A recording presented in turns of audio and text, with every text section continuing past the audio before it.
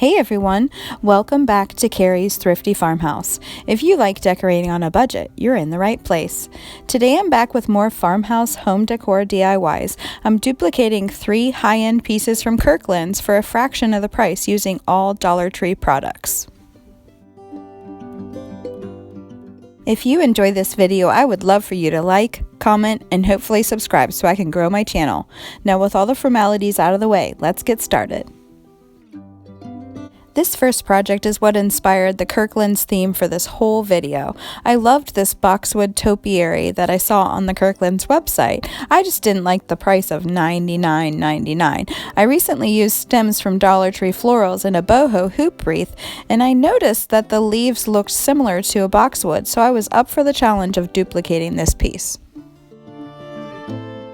I started with the wood box container. I got these wood pieces from the Crafter Square at Dollar Tree and thought they were the perfect size for this project. Here I'm measuring 3.5 inches across for the width of my container. Then I noticed that the original container from Kirkland's was slightly wider at the top than it was at the bottom. So at the bottom of my wood piece, I wanted to measure in on each side. I felt that 1/4 inch wasn't quite enough, but 1/2 inch was too much. So I settled on 3/8 inch in on each side. So the top measured 3.5 across and the bottom measured 2 3/4. And that's about as much math as I want to do today. I drew lines from the top corners to the marks I just made, and that formed the shape of the container. Then I used my rotary wheel to trim the pieces. You can use an X-Acto knife or snap blade for this, but I found that the rotary wheel worked surprisingly well. I thought the pieces were a tad tall, so I trimmed off about 1 inch off the bottom and used the rotary wheel for that too.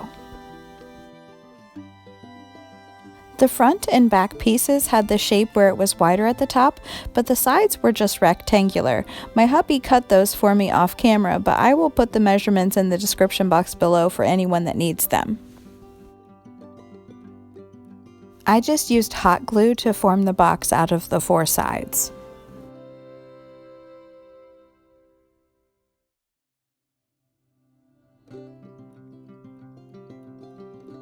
Now it's time to add paint. I noticed that on the original Kirkland's piece, the sides were darker where the ends of the side planks showed, so I used my ink color from Waverly chalk paint and brushed along the sides.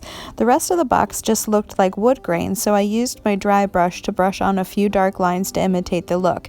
Then I used Waverly's antique wax over the top. I brushed it on and wiped it off with a baby wipe to blend the 2 colors together. Then I followed this process on the remaining sides. Next, I wanted to lighten the tone a bit, so I used my stencil pouncer to add a little bit of the mineral color by Waverly, and then I used a baby wipe again to blend it. My box had a slightly grayer tone than the original piece, but I was happy with that because it will go even better with my existing decor. Then it was time for the topiary part. The foam balls available at Dollar Tree were not big enough for what I needed, so I just used the Nerf style balls from the children's section. I painted them with a moss color by Waverly so that if there were any spaces between the leaves, it wouldn't be too noticeable.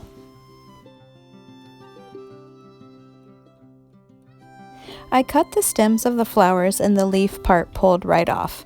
These yellow flowers are really pretty, so I put them aside. I'm sure I'll use them in another project this spring or summer.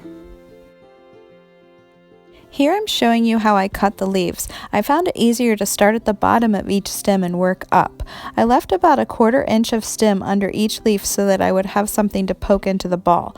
Then I held the top of the stem and got the scissors as flush to the leaf as possible and trimmed it off. And I followed this process all the way up the stem until the top. I really liked how the top 2 tiers of leaves looked. It looked like the beginning of a sprout, so I decided to leave those intact, and I think that added great dimension in the final product. I cut the leaves from 10 flower clusters, but that was for 2 topiaries, so I think it would take about 4 to 5 bunches for one. And in the interest of keeping this a little shorter, I'm going to use magic to speed this along. I used a fork to poke a bunch of holes into the ball all at once. I also found it easiest to separate the leaves into piles of larger, smaller, and then the two-tiered pieces. I spaced out the two-tiered pieces and placed the larger leaves first, then filled in with the smaller leaves.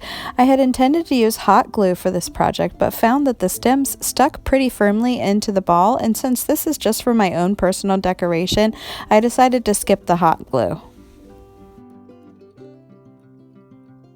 This project actually reminds me a lot of the pomander balls I made for our wedding almost 12 years ago.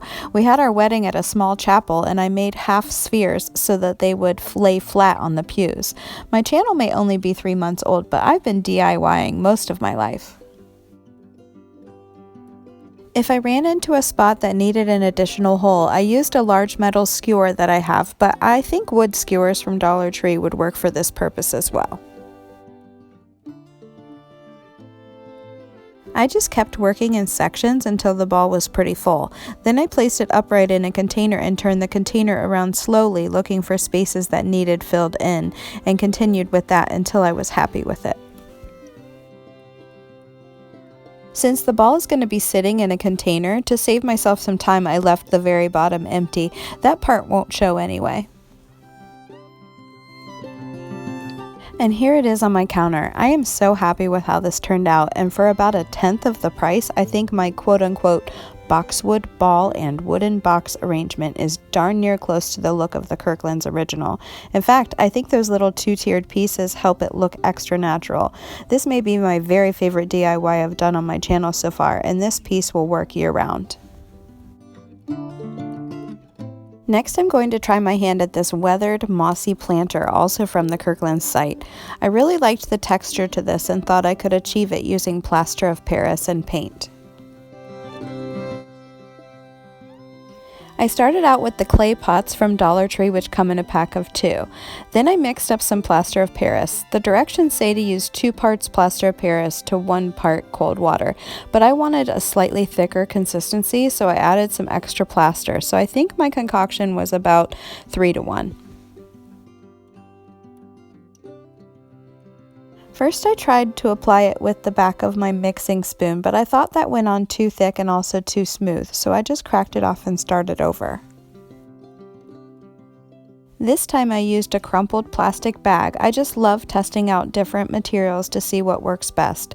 I just dipped the bag in the plaster, then sort of pounced it onto the pot. This achieved the look I was going for, with lots of uneven ridges and little raised areas that mimicked the original piece.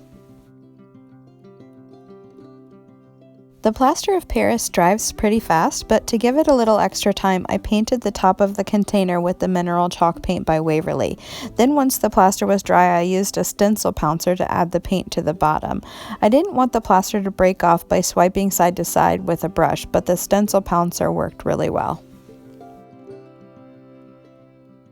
The color of the Kirkland's piece was a little lighter, so I used a dry brush and brushed on a little of the color Plaster by Waverly. I brushed it on lightly, moving in the same direction back and forth, and then used a baby wipe to blend it. This was the same technique I used on a succulent planter a few weeks ago, and I really liked it, so I was happy to use this again. So I looked back at the original piece several times throughout my process. What I noticed was the speckled nature of the mossy look, with whites, dark grays, and blacks, as well as dark green and a light yellowy green. So I started with some white speckling. I used the plaster color again and dabbed with a dry brush that only had a tiny bit of paint on it. Then I used the pouncer again to apply the elephant color by Waverly. It's a nice deep charcoal gray. I applied it rather generously around the bottom.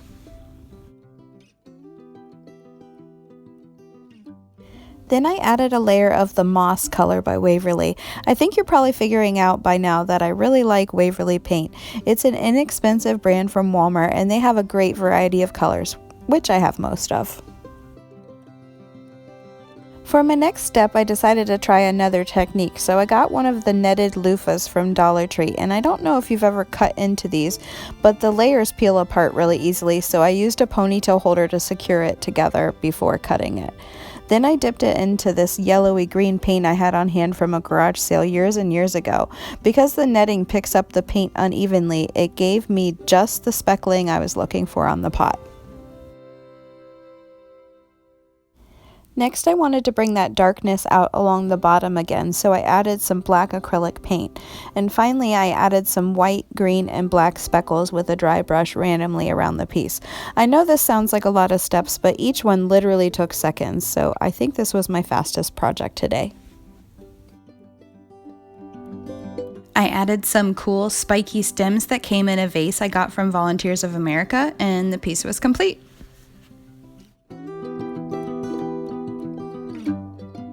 Wow, I am so pleased with how this turned out. It's the perfect weathered piece to give my decor a little variety, and the pot was only 50 cents, which is much better than the $29.99 price tag at Kirkland's. Next, I'm duplicating this modern upright geometric planter, also from Kirkland's. I saw these hexagon mirrors at Dollar Tree and knew they would work perfectly to achieve the same look. I'm leaving one intact but taking the mirror out of the second in order to create the shadow box look. I had planned on cutting the front pocket piece out of foam board, so before removing the mirror, I traced where the edges were so that I could use that to cut the board. But then I didn't end up needing it because when I removed the mirror, there was this board backing that I thought would work instead of the foam board. I just marked the line and then used my rotary wheel again to cut the board in half. The rotary wheel worked super well to cut the board. It was much faster than cutting the wood. Next, I lined the board up and traced around the edges of the mirror. Then it was just a matter of lining the ruler up and using the rotary wheel again to trim off the edges. To glue the front piece to the mirror, I laid it face down and just used hot glue around the edges, and this worked really well. I thought it would be easier to paint the pieces separately, and I'm using Mineral again by Waverly. It's the perfect beige color that goes well with any decor. And I'm not sure why I painted the back of the pocket, which no one is going to see, but alas, I guess I'm thorough. I used a combination of E6000 and hot glue to adhere the two pieces together. The hot glue provides a quick hold, but the E6000 provides a stronger, more permanent hold.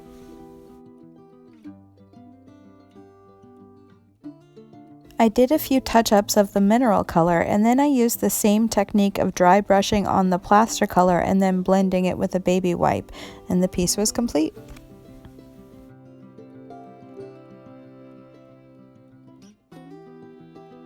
Since I already created 3 different succulent planters a couple weeks ago, I decided to use eucalyptus here instead. You could easily use succulents, but if you wish to do that, I would recommend adding an additional mirror frame so that there's enough room for the succulents to sit. And here it is. I just love how this turned out, and besides what I put in it, I think this is dead on to the Kirkland's piece, and it was only $2 instead of $33. So there you have it. I saved $152 today by DIYing these projects, and I really hope this video inspired you to do the same. Be sure to let me know in the comments which piece you think would fit into your decor.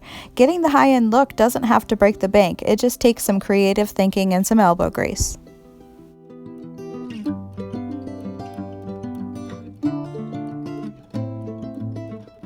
I appreciate you joining me today, and if you like what you saw, I'd love for you to like, comment, and subscribe. It really helps support my channel.